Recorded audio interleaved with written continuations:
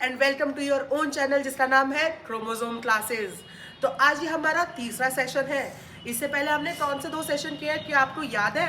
क्या आप हमें बता सकते हैं कि पहले कौन से दो सेशंस हैं? तो हम थोड़ा रिवाइज करते हैं, पहले कि थर्ड सेशन स्टार्ट करें उससे पहले थोड़ा सा रिविजन कर लेते हैं।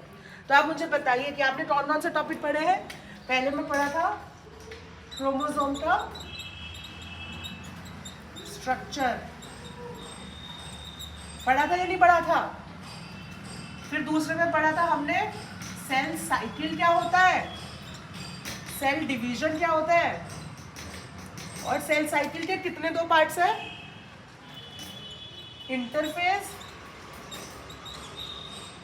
And M phase. इंटरफेज क्या होता है? शादी की तैयारी, प्रिपरेशन वाला फेज। इसको और क्या बोलते हैं? Resting phase. ये कितने टाइम के लिए होता है? 95% ऑफ द टाइम। अगर एक सेल साइकिल को खत्म होने में एक दिन लगता है तो ये 23 आवर्स के लिए होता है।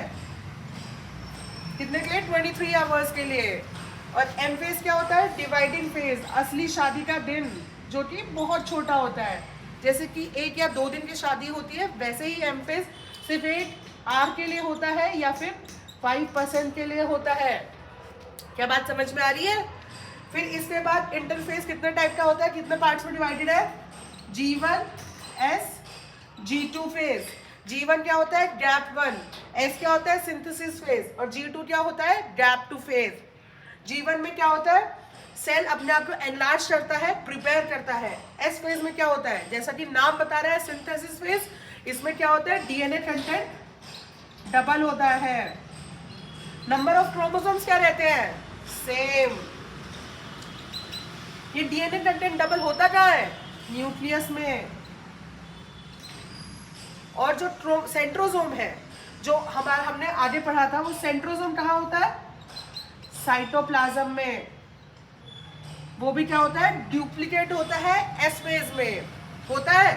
तो एस फेज की क्या खासियत है? जो मेन पार्ट है, जो सामान चाहिए हमको सेल डिवीजन के लिए, उसको डुप्लीकेट करता है। जैसे कि डीएनए को डुप्लीकेट करता है और सेंट्रोसोम को डुप्लीकेट करता है। फर्क इतना है कि डीएनए न्यूक्लियस में होता है डुप्लीकेट और सेंट्रोसोम साइटोप्लाज्म में होता है। होता है या नहीं होता? डीएनए का content double, number of chromosomes same रहते हैं। क्या रहते हैं? सेम रहते हैं। जब सब सिंथेसाइज हो गया तो अब क्या चाहिए? अब प्रोटीन्स चाहिए जो सेल डिवीजन लेके जाएंगे। और वो कहाँ सिंथेसाइज होंगे? वो होंगे G2 फेज में और गैप 2 फेज में। यहाँ तक आ रहा है ना सब समझ? एक और स्टेज बताई थी मैंने जिसका नाम है G0 स्टेज, और क्या बोलते हैं इसको? क्विसेंट स्टेज, जिसके अंदर सेल मेटाबॉलिकली तो एक्टिव होता है पर डिवाइड नहीं होता है। ये सेल साइकिल से एग्जिट कर जाता है और एंटर तभी करता है जब सेल को, बॉडी को सेल के डिवाइड होने की जरूरत हो। तो यहाँ तक सब क्लियर है? सब रिवाइज हो गया? कमेंट सेक्शन में मुझे बताना अगर कोई डाउट आए या फिर कहीं पे आपको कुछ समझना है तो please do let me know in the comment section. चलो, अब ये तो बात थी इंटरफेज की। आज हम बात करते हैं एम फेज की और माइटोटिक फेज की।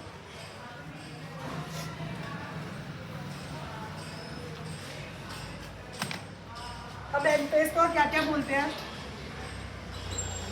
डिवाइडिंग फेज बोलते हैं, नहीं बोलते? ये डिवाइडिंग फेज कौन सा फेज है? जहाँ पे जिस दिन असली शादी हो रही है, जिस दिन सेल असली में डिवाइड कर रहा है, उसको बोलते हैं डिवाइडिंग फेज। ये बहुत शॉर्ट लिव्ड होता है, बहुत थोड़े टाइम के लिए होता है। ठीक है, अब आप मुझे एक बात बताइए, ये जो सेल है इसमें 3 मेन कंपोनेंट क्या होते हैं? न्यूक्लियस, साइटोप्लाज्म और सेल मेम्ब्रेन। होते हैं या नहीं होते?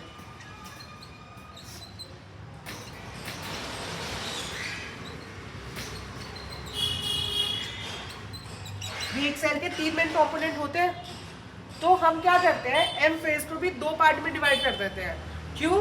एक पार्ट में तो सिर्फ न्यूक्लियस डिवाइड हो रहा होता है, मतलब हमारा सिर्फ जेनेटिक मटेरियल डिवाइड हो रहा होता है, और बाकी 2 पार्ट में हमारे सेल मेम्ब्रेन के थ्रू साइटोप्लाज्म डिवाइड हो रहा होता है, जो कि बना देता है 2 सेल।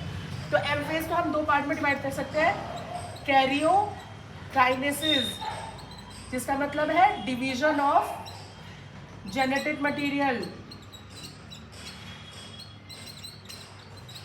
और दूसरे का नाम क्या है? साइटोकाइनेसिस, जैसे कि नाम ही बता रहा है, division of cytoplasm leading to the formation of new cell. जब साइटोप्लाज्म डिवाइड करेगा तो सेल मेम्ब्रेन तो उसको रैप करेगी ना, तो सेल मेम्ब्रेन भी नई डेवलप होती है। तो क्या पार्ट्स में डिवाइड कर सकते हैं मैम फेस को? Karyokinesis and cytokinesis. कैरियोकाइनेसिस में क्या होता है? जेनेटिक मटेरियल डिवाइड होता है। साइटोकाइनेसिस में क्या डिवाइड होता है? साइटोप्लाज्म डिवाइड होता है। यहां तक आ रही बात समझ में? चलो अब हम आगे बढ़ते हैं कैरियोकाइनेसिस के बारे में। उससे पहले ना एक चीज और पढ़नी है हमको।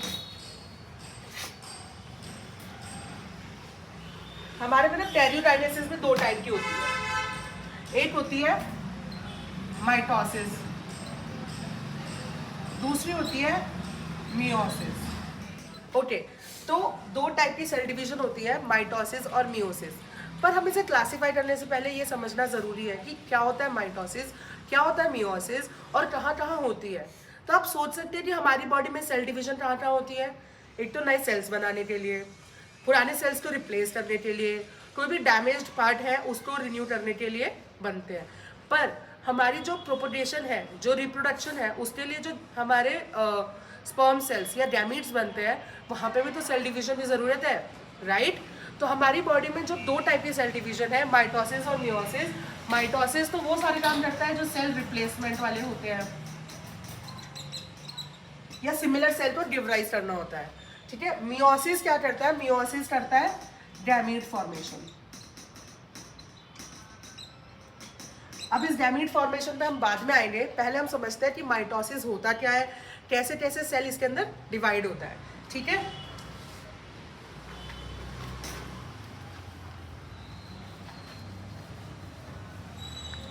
आप मुझे खुद बताना माइटोसिस पढ़ने के बाद कि माइटोसिस कहाँ कहाँ इस्तेमाल हो सकता है हमारी बॉडी में। पहले हम पढ़ लेते हैं कि माइटोसिस होता क्या है। हम माइटोसिस को बोलते हैं इक्वेशनल डिवीजन ऑल्सो।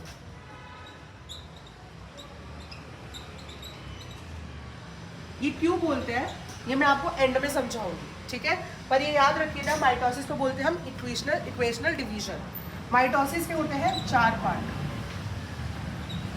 सबसे पहले आता है प्रोफेज, फिर आता है मेटाफेज, फिर आता है एनाफेज, फिर आता है टीलोफेज। अब हम सेल के हिसाब से चलते हैं। अब देखो, माइटोसिस होने से पहले सेल क्या है? सेल में डीएनए डुप्लीकेट हो चुका है, सेल में प्रोटीन बन चुके हैं ना। अब प्रोफेज में क्या होगा? ये सेल है, जो हमारा क्रोमेटिन मटेरियल सेल में पड़ा है वो और कंडेंस होगा और बनाएगा क्रोमोसोम। क्या बनाएगा? क्रोमोसोम बनाएगा। और धीरे धीरे जो हमारी न्यूक्लियर एनवेलप है वो डिसइंटीग्रेट करती जाएगी। क्यों? क्योंकि अब पूरे ही सेल के अंदर सिर्फ और सिर्फ जेनेटिक मटेरियल प्रेजेंट होने वाला है। Golgi apparatus, endoplasmic reticulum, nucleolus सब डिसअपियर होने वाला है प्रोफेज के अंदर, क्योंकि अभी उसकी ज़रूरत नहीं है। अभी हमें मेन फोकस कहाँ करना है? डीएनए रेप्लिकेशन जो हुआ है उसको डिवाइड करने के लिए, ठीक है। तो हमारा जो ये न्यूक्लियर मेम्ब्रेन है ये डिसइंटीग्रेट करने लग जाएगी, और जो सेंट्रोसोम है जो डुप्लीकेट हुआ था एस फेज के अंदर, वो ऑपोजिट पोल की तरफ मूव करने शुरू हो जाएंगे। वो थोड़ी देर में ऐसे पहुंच जाएंगे कि दोनों एक दूसरे के ऑपोजिट प्रेजेंट हो, ठीक है। तो ये क्या होता है? प्रोफेज। अब बता प्रोफेज में क्या क्या चीजें हुई? न्यूक्लियर एनवेलप डिसइंटीग्रेट हुआ, क्रोमोसोम कंडेंसेशन हुआ, सेंट्रोसोम का मूवमेंट हुआ। जो एंडोप्लाज्मिक रेटिकुलम है, गोल्गी अपरेटस है, या फिर जो न्यूक्लियोलस है, वो सारे भी डिसअपियर कर जाएंगे। तो ये काम होता है प्रोफेज में, ठीक है। अब प्रोफेज में तो ये हो गया। प्रोफेज के एंड तक क्या हो जाता है? न्यूक्लियर एनवेलप डिसइंटीग्रेट कर जाती है, nucleolus, endoplasmic reticulum, Golgi apparatus सब डिसअपियर कर जाते हैं, और जो ये सेंट्रोसोम है ये ऑपोजिट साइड चले जाते हैं। तो अब मेटाफेज पे हमें क्या दिखता है? मेटाफेज पे सेल है, सेंट्रोसोम है, और जो न्यूक्लियर जो डीएनए है हमारा डुप्लीकेट हुआ, जो क्रोमोसोम है, वो ना अपने आप को अलाइन कर लेते हैं मेटाफेजिक प्लेट पे। कहाँ कर लेते हैं? मेटाफेजिक प्लेट पे। ठीक है। तो अब क्या हुआ मेटाफेज में, बहुत इंपॉर्टेंट पार्ट है मेटाफेज। सबसे पहले तो सबसे बेस्ट जो क्रोमोसोम हम देख सकते हैं वो हमें दिखते हैं मेटाफेजिक प्लेट पे। Chromosome can be best visualised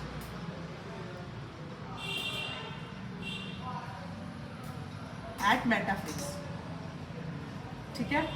और क्या होता है, ये जो सेंट्रोसोम है ना, ये यहाँ से ही ना धीरे धीरे स्पिंडल फाइबर्स निकालने शुरू कर देते हैं, रेस से निकालने शुरू कर देते हैं, ठीक है। अब ये रेस यहाँ जाके क्या करती है, बहुत सारे फाइबर्स बनाती है। जो फाइबर्स क्या करते हैं, हमने, तुम्हें याद हो रहा है क्रोमोसोम के स्ट्रक्चर में हमने एक ऐसा कुछ पढ़ा था, काइनेटोटोर्स पढ़ा था ना, उन काइनेटोटोर से ज्वाइन कर लेती है। तो एक काइनेटोटोर से करता है एक साइड का सेंट्रोसोम और दूसरे काइनेटोटोर से करता है दूसरे साइड का सेंट्रोसोम, ठीक है। और ये मूव करते करते अटैचमेंट के बाद सारे एक इक्वेटोरियल पोजीशन पे अलाइन हो जाते हैं, जिसको बोलते हैं मेटाफेजिक प्लेट। क्या बोलते हैं, मेटाफेजिक प्लेट, ठीक है। तो क्या क्या होता है मेटाफेज में, मेटाफेज में स्पिंडल फाइबर्स अटैच होते हैं काइनेटोटोर से। जो क्रोमोसोम है वो सबसे ज़्यादा कंडेंस हो चुके होते हैं इस टाइम पे और अलाइन हो जाते हैं मेटाफेजिक प्लेट पे, जो कि एक इक्वेटोरियल पोजीशन है, समझ रहे। इसीलिए ये बेस्ट टाइम है जब हम क्रोमोसोम को ऑब्जर्व कर सकते हैं माइक्रोस्कोप के अंदर, क्योंकि बहुत क्लियर, बहुत ज़्यादा कंडेंस पोजीशन पे होते हैं मेटाफेज, ठीक है। अब मेटाफेज के बाद क्या आता है, एनाफेज। अब देखो, ये तो डुप्लीकेटेड जेनेटिक मटेरियल है। अब इन दोनों को अलग अलग करना है। कैसे करेंगे, जो स्पिंडल फाइबर्स है ना, जो सेंट्रोसोम है, वो एक एक अपने टाइप का जेनेटिक मटेरियल अपनी तरफ खींचेगा। सेंट्रोसोम अपनी तरफ खींचेगा, सेंट्रोमियर स्प्लिट होगा, एक सेंट्रोमियर एक डीएनए के पास जाएगा और दूसरा सेंट्रोमियर दूसरे डीएनए के पास जाएगा,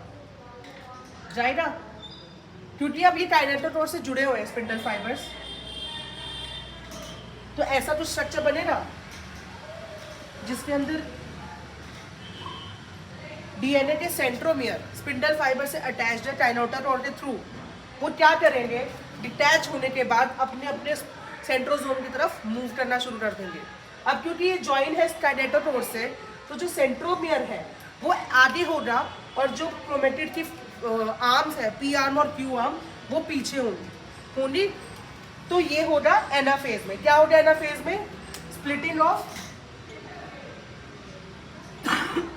सेंट्रोमियर होगा, movement of chromatid to their respective poles होगा। अब हमारा जेनेटिक मटेरियल जो कि अभी तक जुड़ा हुआ था वो दूर हो जाएगा। जो हमारी सिस्टर क्रोमेटिड्स थी अब वो सेपरेट हो जाएंगी। तो क्या होगा एनाफेज में, सेपरेशन ऑफ सिस्टर क्रोमेटिड्स। ये याद रखिए, बहुत इंपॉर्टेंट है। माइटोसिस के एनाफेज में क्या होता है, सेपरेशन ऑफ सिस्टर क्रोमेटिड्स। क्या होता है, सेपरेशन ऑफ सिस्टर क्रोमेटिड्स। ये बहुत बहुत बहुत इंपॉर्टेंट है, याद रखिए, क्योंकि आने वाले टाइम में मियोसिस में जब हम पढ़ेंगे वहाँ पे नॉन सिस्टर क्रोमेटिड्स भी होंगे, ठीक है। तो ये याद रखिए, जो हमारी सिस्टर क्रोमेटिड्स हैं जो डुप्लीकेशन के बाद बनी है वो सेपरेट हो जाएंगी माइटोसिस के एनाफेज में, ठीक है। अब टीलोफेज में क्या होगा, यही ड्रॉ कर देते हैं।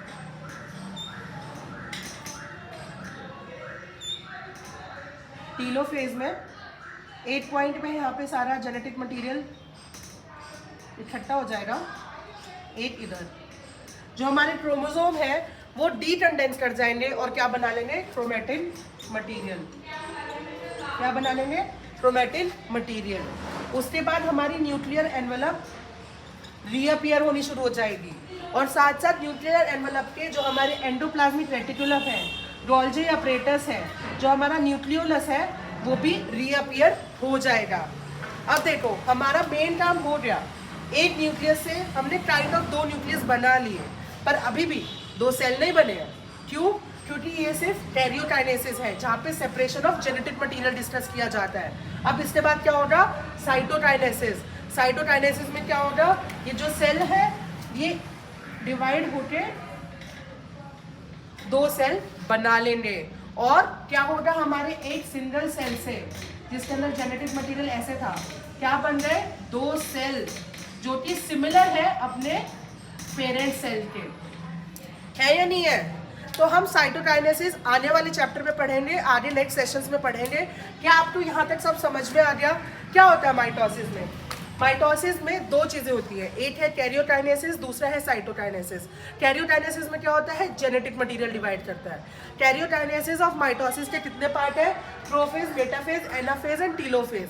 प्रोफेज में क्या होता है, प्रोफेज में जो हमारा जेनेटिक मटेरियल डबल हुआ है वो सेंटर में कंडेंस करता है, न्यूक्लियर एनवेलप उसकी डिसइंटीग्रेट होनी शुरू हो जाती है। जो साइटोप्लाज्म में न्यूक्लियोलस, साइटोप्लाज्म में जो सेंट्रोसोम डुप्लीकेट किए होते हैं वो थोड़े थोड़े स्पिंडल फाइबर्स बनाना शुरू कर देते हैं और वो क्या करते हैं, ऑपोजिट पोल की तरफ मूव कर जाते हैं। तो ये सब तो होता है प्रोफेज में। प्रोफेज के एंड तक आते आते क्या होता है, हमारा जो न्यूक्लियर एनवेलप है पूरा डिसइंटीग्रेट कर चुका होता है, सेंट्रोसोम ऑपोजिट एंड पे मूव कर चुके होते हैं और फिर मेटाफेज शुरू होता है। मेटाफेज में क्या होता है, ये जो स्पिंडल फाइबर्स जो रेज निकली थी सेंट्रोसोम से, जो ऑपोजिट पोल मूव कर चुके थे, वो क्या करते हैं, ज्वाइन कर जाते हैं किससे, सेंट्रोमियर के काइनेटोटोर्स से। अब एक सेंट्रोमियर पे दो काइनेटोटोर्स होते हैं, दोनों एक सिस्टर क्रोमैटिड्स के।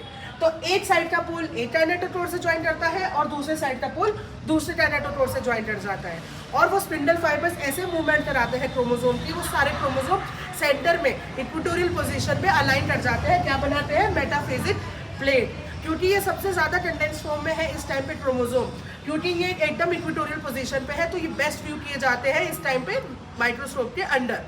तो ये होता है मेटाफेज में। अब जब वो अलाइन कर गए तो अब टाइम है उनको सेपरेट करने का, अब उनको अलग करने का, जो होता है एनाफेज में।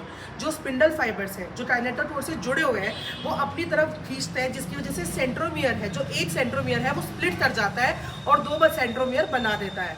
और वो सेंट्रोमियर क्योंकि वो स्पिंडल फाइबर्स की तरफ जुड़ा हुआ है वो मूव करने लग जाता है अपने ऑपोजिट पोल की तरफ, क्योंकि सेंट्रोमियर आगे था तो वो पहले आता है और जो पीछे आर्म सेंट्रोमेटिड थी वो पीछे रहती है और उसके पीछे पीछे आती जाती है ऑपोजिट पोल की तरफ मूव करने के लिए। तो ये होता है हमारे एनाफेज में। अब टीलोफेज में क्या होगा, जब सेपरेशन हो गया, अपनी अपनी जगह पे पहुंच गए, तो अब क्या होगा, अब डीकंडेंसेशन होगा। जो प्रोफेज में हुआ था उसका एकदम ऑपोजिट, न्यूक्लियर एनवेलप दोबारा दिखने लग जाएगी, nucleolus, Golgi apparatus, endoplasmic reticulum दोबारा रीअपियर करने लग जाएंगे। तो ये होता है टीलोफेज में। तो आज हमने क्या पढ़ा कि एम फेज का कैरियोकाइनेसिस कैसे होता है, ऐसे होता है। अब आगे हम क्या पढ़ने वाले हैं, नेक्स्ट क्लास में पढ़ेंगे हम साइटोकाइनेसिस। साइटोकाइनेसिस कैसा होता है, प्लांट्स में कैसे होता है, एनिमल्स में कैसे होता है और किस टाइप के सेल की डेवलपमेंट होती है माइटोसिस में। माइटोसिस में जेनेटिक मटेरियल कैसा रहता है प्रोजेनी और पेरेंट सेल के बीच में, वो सब हम डिस्कस करेंगे नेक्स्ट सेशन में। तो आज के सेशन पे कोई भी डाउट हो, कुछ भी क्लैरिटी चाहिए तो please do mention in the comment section, ताकि मैं आप लोगों की क्लैरिटी और ला सकूं, ताकि कंसेप्ट्स और अच्छे से क्लियर कर सकूं। और अगर आपको इन सब के नोट्स चाहिए do let me know in the comment section as well, ताकि मैं नोट्स अपलोड कर सकूं। Thank you so much.